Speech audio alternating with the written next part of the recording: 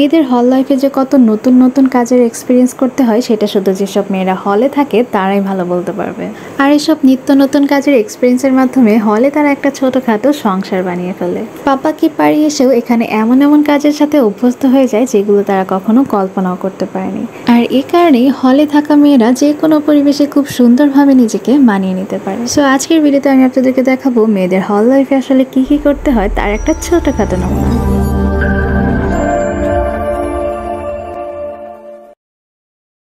Hey guys, assalamu alaikum. Welcome back to another brand new video from Sisti Study with Connected Vibes.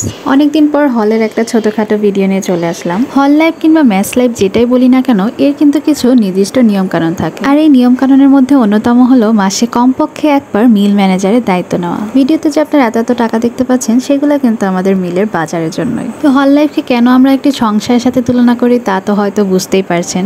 কারণ যে মেয়েটা কখনো বাজারের আশপাশ দিয়েও যায়নি সে হলে থাকলে মাসে কমপক্ষে একবার হলেও বাজারে যাবে আর 150 থেকে 200 জন মেয়ের খাবারের দায়িত্ব নিতে শিখবে।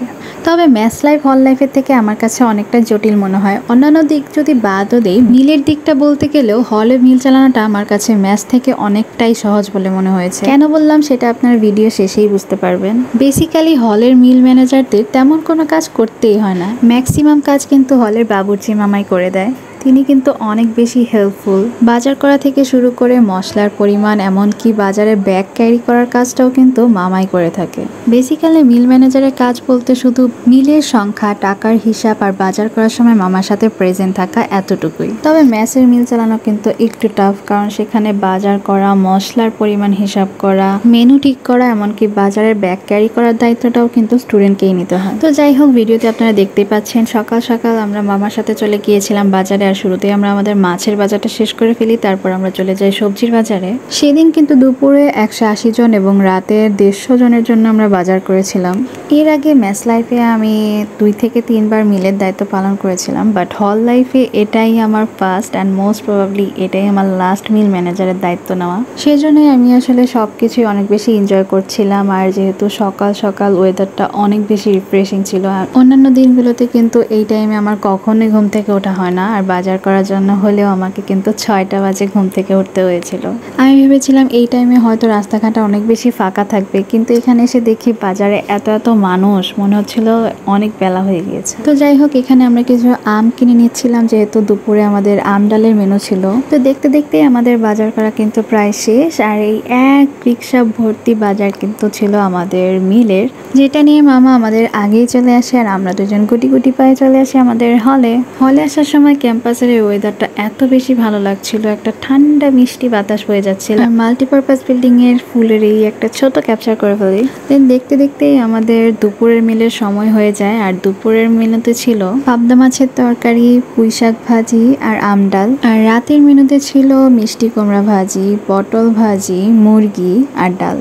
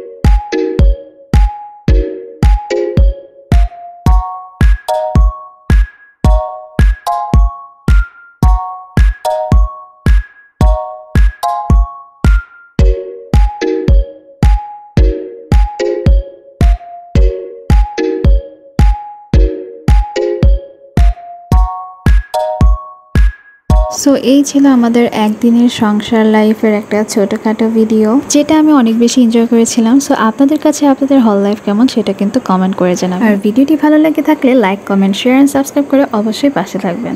Thanks for watching.